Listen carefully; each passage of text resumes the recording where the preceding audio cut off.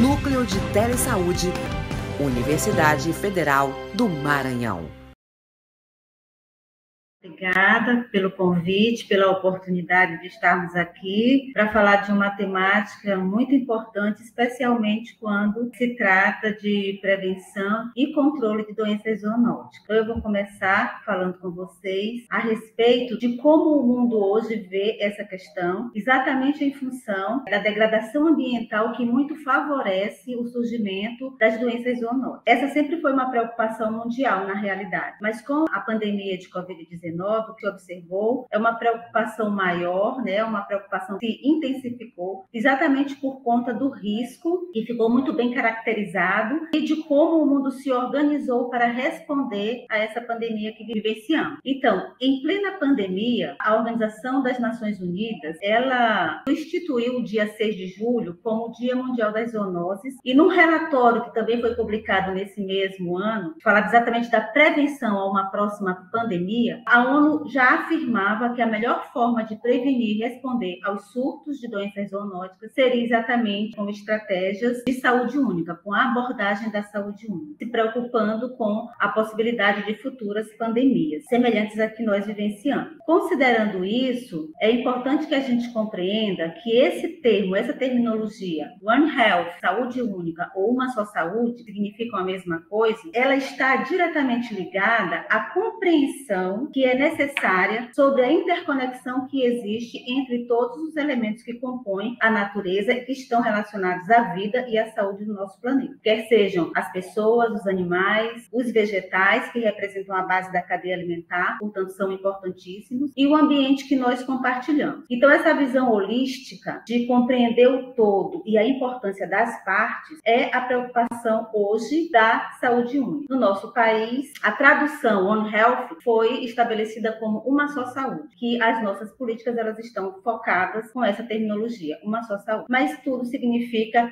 a mesma preocupação em se entender essa conexão que existe e essa conexão que é indissociável entre esses elementos que compõem a natureza. O Centro de Prevenção e Controle de Doenças dos Estados Unidos, eles trabalham o seguinte conceito para One Health. Eles consideram que é uma abordagem colaborativa, multissetorial e transdisciplinar, com o objetivo maior de que a gente tenha melhores resultados na área da saúde. E essa abordagem, é importante que ela seja compreendida como uma abordagem tanto no território menor, do município, do aspecto mais local de uma comunidade, mas com essa abrangência que envolve não só todos os aspectos de uma região, de uma nação e do mundo. Exatamente porque ações que são realizadas, impactos que são gerados no ambiente local, eles têm reflexo maior e podem contribuir para um desequilíbrio ambiental e, obviamente, da saúde a nível mundial. Quando a gente fala nessa visão holística, é importante que a gente faça assim, uma retrospectiva, considerando o fato de que outros pensadores, outros estudiosos e estudiosos de uma época bem diferente da que nós vivemos hoje, já tinham esse entendimento, já tinham essa visão bem estabelecida. Como o caso de Hipócrates, a Selma citou Sócrates também, que foi muito importante nesse processo, que tem esse entendimento, que tem essa visão holística para a nossa realidade em termos de como o ambiente ele vai interferir diretamente na saúde, não só humana, como dos animais e como da própria biodiversidade de um modo geral. Então, Hipócrates ele já afirmava que a saúde pública está diretamente ligada a um ambiente saudável. Assim como Rudolf Virchow já dizia que não existe linhas divisórias entre a medicina humana e a medicina veterinária, ou seja, a medicina animal. Então, esses entendimentos eles são importantes exatamente porque a saúde única não é uma proposta nova, é uma proposta que já tem algumas décadas, mas vem ganhando força em função do que nós vivenciamos hoje em termos de modificação ambiental. Dentro dessa questão da visão holística, também é importante que a gente cite o Calvin Schwab, que foi um médico veterinário que publicou esse livro, Medicina Veterinária e Saúde Humana. Foi um livro que fez com que ele adquirisse o título de pai da epidemiologia veterinária, mas que foi muito importante porque já permitiu que esse termo medicina única futuramente desse origem ao termo One Health, ou seja, saúde única ou uma só saúde. E aqui também é importante destacar a participação da Raquel Canson, que foi uma bióloga que publicou também um livro falando dos efeitos nocivos dos pesticidas, uma publicação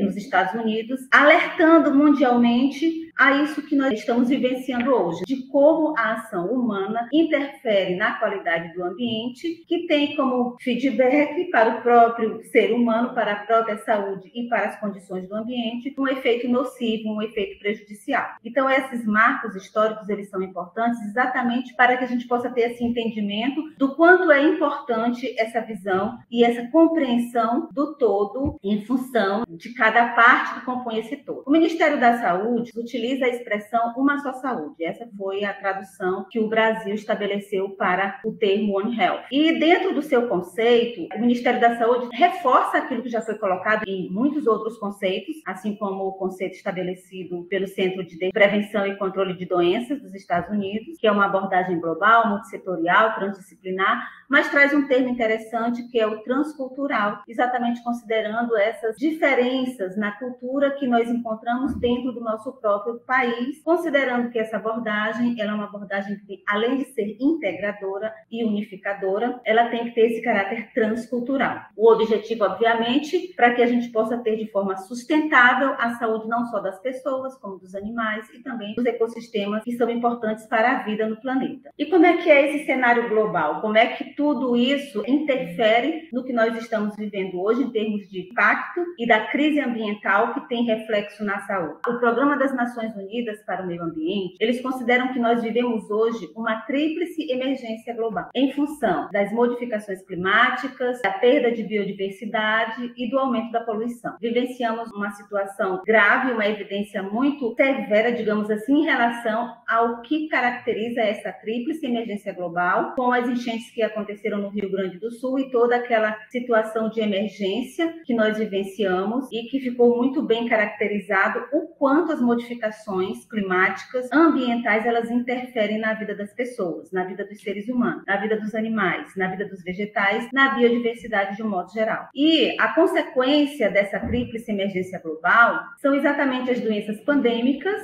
como vivenciamos a pandemia da Covid-19, as persistências endêmicas, como as arboviroses, que todos os anos a gente precisa gerenciar e tratar de novas ações para a prevenção e o controle, e as enfermidades negligenciadas, ou também aquelas enfermidades que são determinadas socialmente, como as leishmanioses, a esquistossomose, a tuberculose, que são doenças que estão muito relacionadas também com as condições sociais, ambientais e econômicas de uma determinada população, de uma determinada comunidade. Considerando todo esse contexto e todos esses aspectos, o Comitê Regional da Organização Mundial de Saúde para as Américas considera a saúde única como uma política, uma proposta, uma abordagem política de integração para que a gente tenha as respostas em tempo hábil e de forma efetiva, tanto para os atuais quanto para os futuros desafios, que podem colocar em risco a saúde, a produção agropecuária e o meio ambiente. Por quê? Porque esses sistemas são os prioritários para a sociedade. A partir de então, surgiu o que se chama hoje de Aliança Quadripartite, que é uma aliança composta por instituições governamentais internacionais que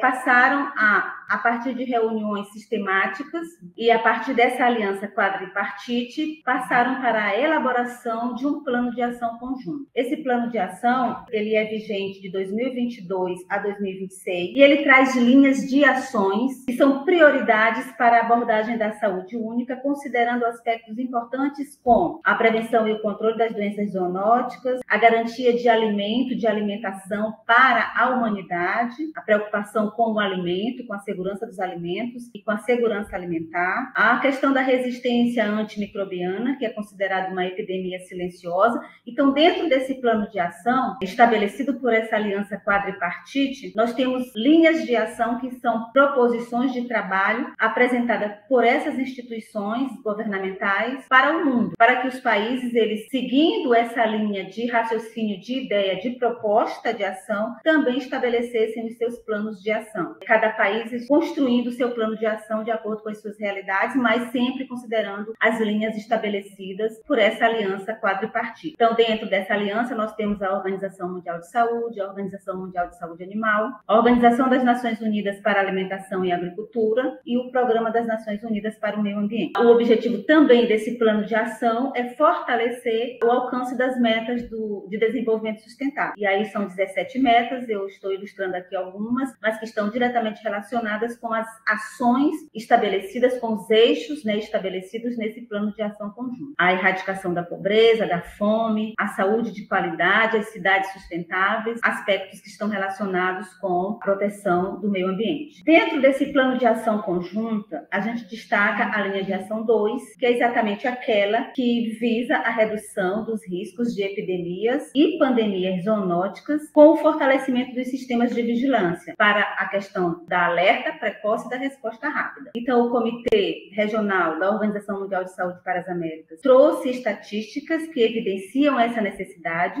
como, por exemplo, o fato de nós termos mais de 200 tipos de zoonoses e 75% dessas doenças zoonóticas, das infecções emergentes do ser humano, como o ebola, o HIV e a gripe, tiveram e têm origem animal. Essa estatística e muitas outras que são apresentadas pela Organização Mundial de Saúde corroboram a necessidade desse plano de ação conjunta, dessa linha de ação direcionada para a prevenção e o controle das doenças zoonóticas no mundo, especialmente quando a gente fala das emergências em saúde pública de interesse internacional, que aumenta os riscos de epidemias e pandemias zoonóticas. Então, numa linha, período estabelecido, a Organização Mundial de Saúde fez uma publicação considerando aí as principais emergências em saúde pública de interesse internacional que já vivenciamos, de 2009 com a influenza A, o H1N1 relacionado à gripe suína, a ebola, que se repetiu, de 2014 se repetiu em 2019, o Zika vírus, a Covid de 2020, e o Mpox 2022 e 2024, que foi tida como uma emergência de saúde pública de interesse internacional. Então, são casos que ainda acontecem e que precisam que a vigilância e o controle precisam estar sempre em alerta para que não se transformem em epidemias e pandemias. No cenário nacional, nós vamos destacar a elaboração do Plano de Ação Nacional de Uma Só Saúde, que está sendo elaborado pelo Ministério da Saúde em parceria com muitos outros órgãos, muitas outras instituições, incluindo conselhos de classe, como o Conselho Federal de Medicina Veterinária, Conselho de Biologia, dentre outros conselhos, além do Ministério do Meio Ambiente e outras instituições que estão compondo as equipes técnicas de elaboração desse documento. A exemplo do plano conjunto, o Plano Nacional ele também traz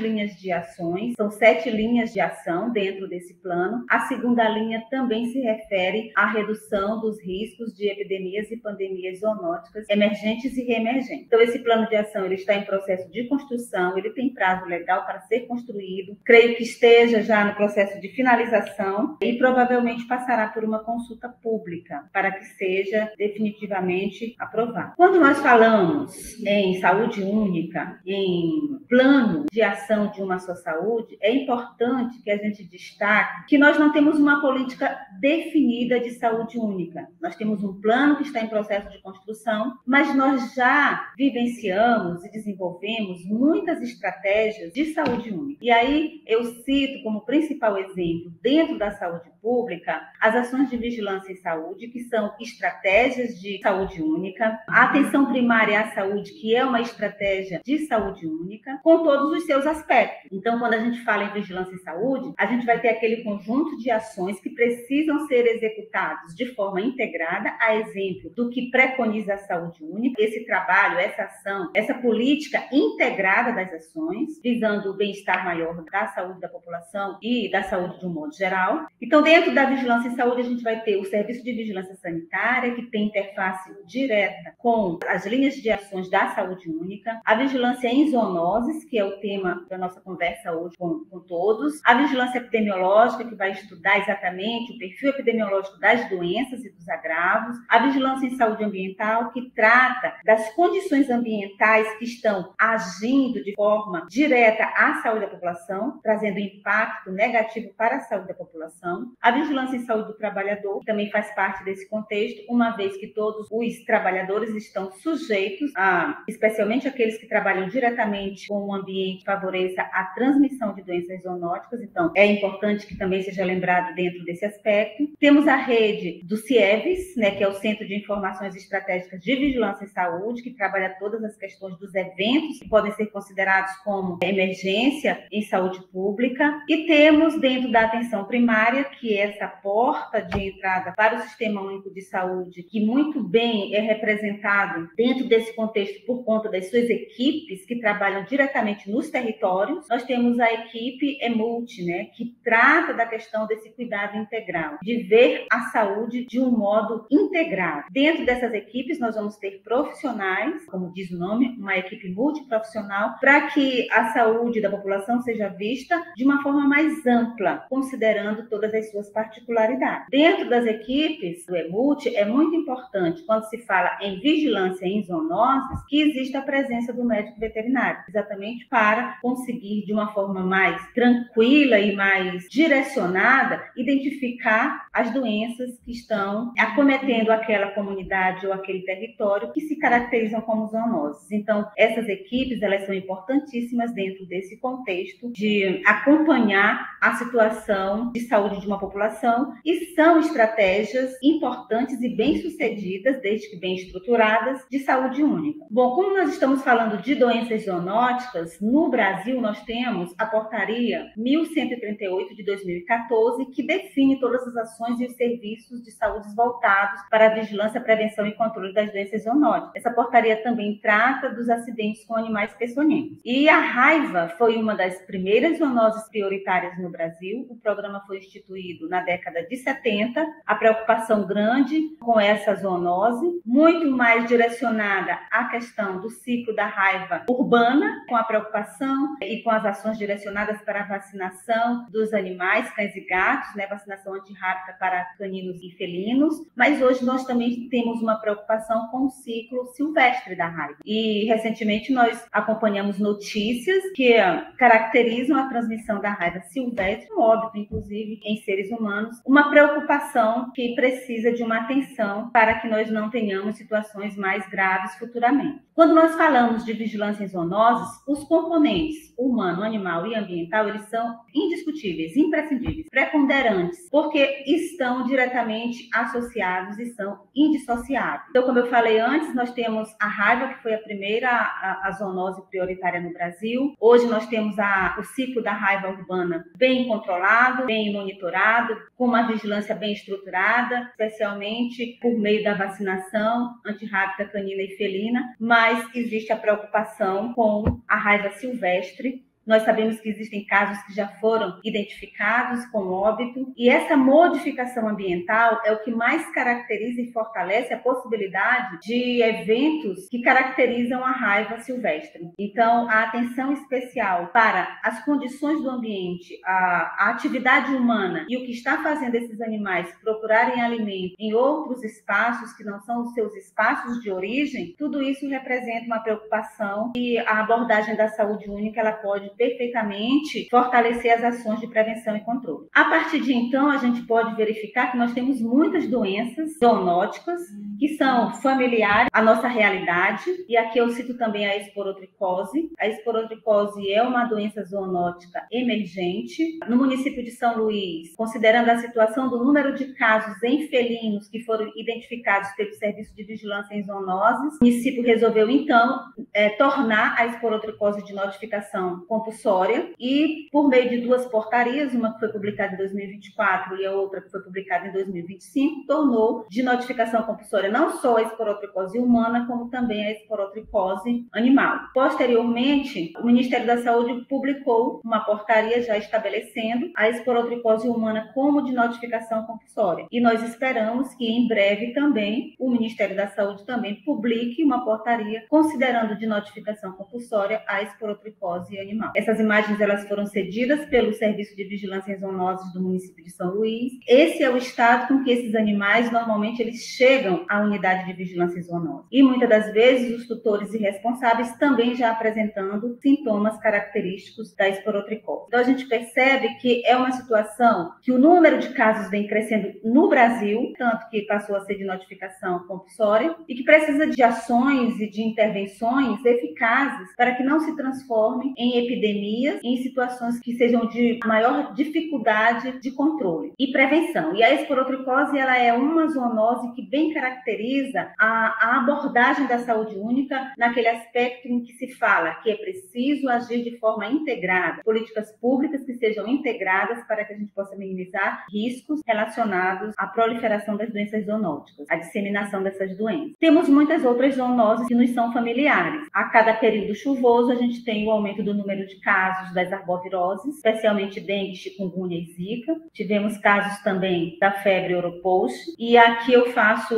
uma observação que é muito importante, que é exatamente a atuação dos agentes de controle de endemia e dos agentes comunitários de saúde, dentro desse contexto do que a gente considera como uma grande estratégia de saúde única, que é o Sistema Único de Saúde. Então, a presença desses profissionais de saúde no território é fundamental para que a gente identifique precocemente riscos e casos de doenças, zoonóticas ou não. E o preparo, a compreensão da importância do trabalho desses profissionais de saúde dentro do serviço público é também fundamental, porque eles precisam estar preparados para identificar doenças zoonóticas, para sinalizar a notificação, porque são aqueles que estão atuantes dentro do território. E aí a gente segue citando algumas doenças que são de caráter zoonótico e muito importantes, como a leishmaniose visceral. A gente já tem aqueles protocolos bem estabelecidos, mas são doenças que são persistentes e que a gente sempre encontra dificuldades no processo de controle e prevenção, mesmo que tenhamos ações bem estruturadas relacionadas a essas zoonoses. A infestação por caramujos africanos é um risco para a ocorrência de doenças zoonóticas. Então, o caramujo africano é uma espécie invasora, chegou ao Brasil com um objetivo que não foi bem sucedido e acabou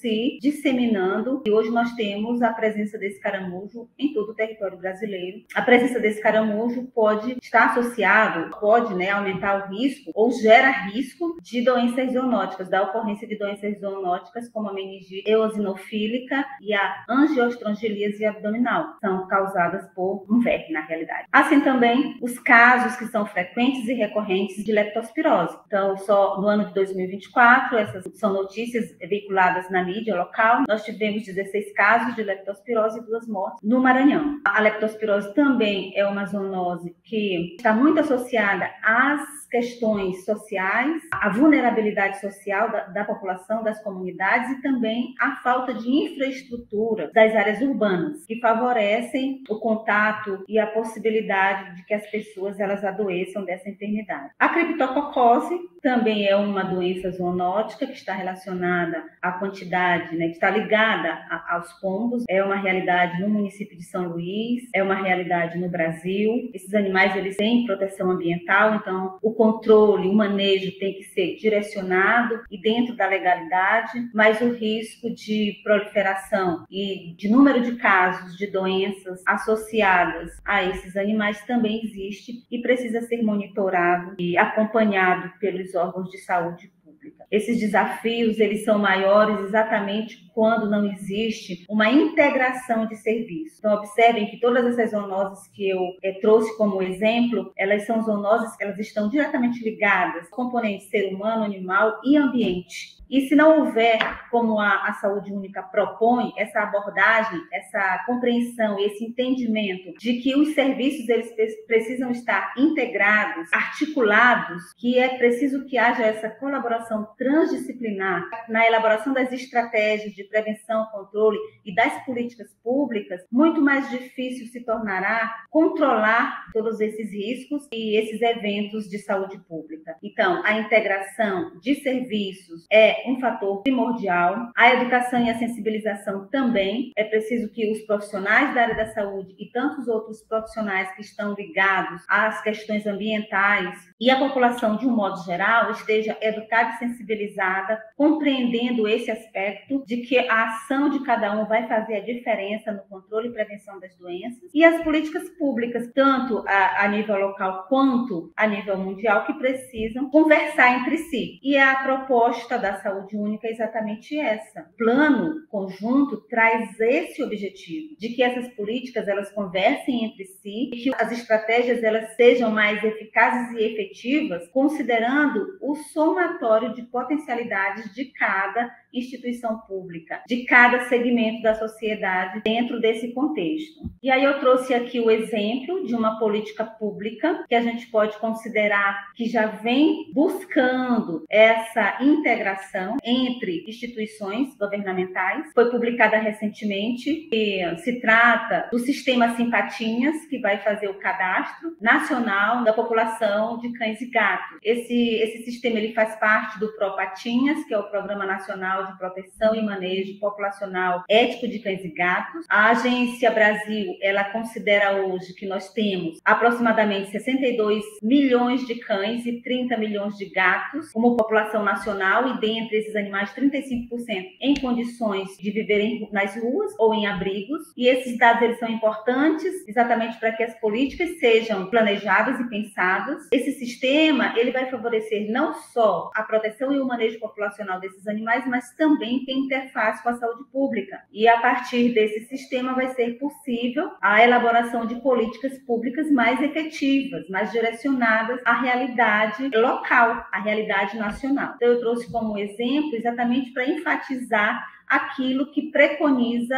a abordagem da saúde única ou de uma só saúde. É compreender, é ter uma visão holística de tudo, uma visão macro, compreendendo que todos os aspectos que estão dentro desse mundo que é único, nós somos um organismo único, e é preciso que todos os esforços eles sejam somados para que a gente possa ter aquilo que a gente quer, que é a sustentabilidade ambiental, automaticamente da saúde, e garantir alimento para a população mundial. Eu vou considerar que a saúde única, dentro de todo esse aspecto que foi colocado, é essa abordagem integradora que, de repente, é a única alternativa que nós teremos para termos respostas mais eficazes. Me refiro à única alternativa que tenha uma resposta mais eficaz, porque nós já trabalhamos muitas alternativas e a gente percebe que com o modelo que nós temos hoje, as doenças elas são recorrentes, os problemas eles são recorrentes, eles continuam existindo e às vezes as intervenções elas não são eficazes a ponto de resolvê-los ou de resolvê-los. Então, essa abordagem ela traz essa ideia de integração exatamente na tentativa de que a resposta seja eficaz, seja efetiva. Hoje a prioridade mundial é exatamente a sustentabilidade ambiental para as gerações que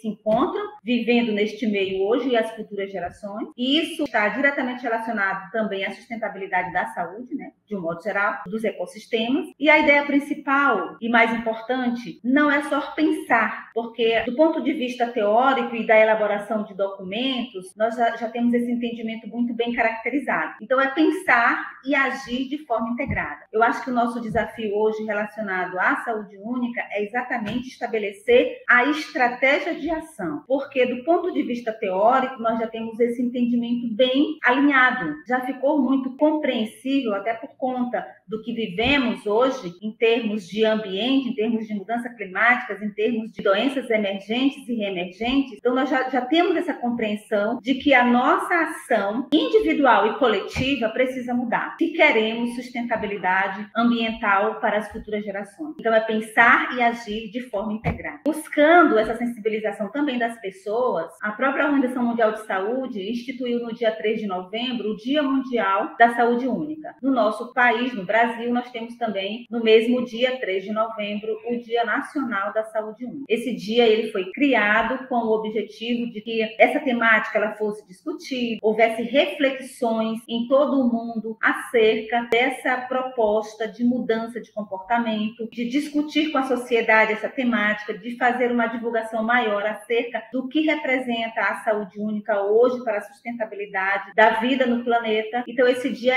tem essa finalidade. Muitas ações socioeducativas são realizadas nesse dia para que essa temática ela seja divulgada e que a gente tenha cada vez mais pessoas e profissionais sensibilizados acerca dessa questão. Eu acho que nós, como profissionais da área da saúde, temos uma responsabilidade muito grande com relação a saúde única ou a uma só saúde. Nós temos um plano que está em processo de elaboração, mas que vai ser publicado e vai trazer ações bem definidas para o nosso país com relação à abordagem uma só saúde, e é importante que nós estejamos alinhados dentro desse contexto, especialmente como profissionais da área da saúde, do serviço de vigilância em saúde, do serviço da atenção primária, do Sistema Único de Saúde. Então, eu acho que um dos nossos papéis também é divulgar tudo isso, é sensibilizar as pessoas e compreender o quanto o nosso trabalho é importante e o quanto nós já desenvolvemos estratégias de saúde única. Não é uma coisa, não é um tema que está muito longe da nossa realidade. O importante é que a gente consiga, a partir de então, de todos esses conhecimentos, de toda a nossa experiência prática, potencializar aquilo que nós já desenvolvemos e que é fundamental para a saúde nessa visão mais ampla e macro. Obrigada. Em um mundo onde a saúde é essencial, a informação e o acesso rápido fazem toda a diferença. O Núcleo de Telesaúde da UFMA conecta você, profissional de saúde da atenção primária, a uma rede de especialistas com recursos de tecnologia da informação e comunicação. Isso é feito por meio de serviços de teleconsultorias que capacitam os profissionais da APS para realizarem um atendimento qualificado. Por meio da plataforma Sofia, você tem acesso rápido a informações atualizadas baseadas em evidências científicas. Como funciona a Sofia? Primeiro, o profissional de saúde acessa a Sofia e insere sua dúvida na interface de teleconsultoria. O sistema verifica se a dúvida já foi respondida anteriormente no banco de dados da plataforma. Segundo, se a IA encontrar uma resposta adequada, ela sugere automaticamente o conteúdo ao profissional. Terceiro, se a resposta automática não atender às necessidades do profissional, ele pode optar por enviar a dúvida para um teleconsultor humano, seguindo o fluxo tradicional de teleconsultoria assíncrona. Quarto, o profissional receberá a resposta diretamente na Sofia, podendo acessar a solicitação a qualquer momento. Após o fim da teleconsultoria, ela fica disponível no banco de dados para futuras consultas, podendo ser utilizado como referência para outros profissionais, aprimorando futuras recomendações. O telediagnóstico consiste na análise e interpretação de exames à distância, auxiliando profissionais de saúde no diagnóstico de pacientes. O Núcleo de Telesaúde da UFMA oferece teleeletrocardiograma e teleretinografia. Por meio da oferta nacional de telediagnóstico do Ministério da Saúde, os teleeletrocardiogramas são realizados em parceria com o Hospital das Clínicas da UFMG e as teleretinografias em parceria com a UFG. Como aderir ao serviço? O município solicita o serviço. É preciso ter aparelhos e estrutura compatíveis para a realização do exame. A equipe técnica do Telesaúde irá fazer a implantação, configurar os equipamentos e treinar a equipe local. Uma vez implantado, o serviço está pronto para ser utilizado.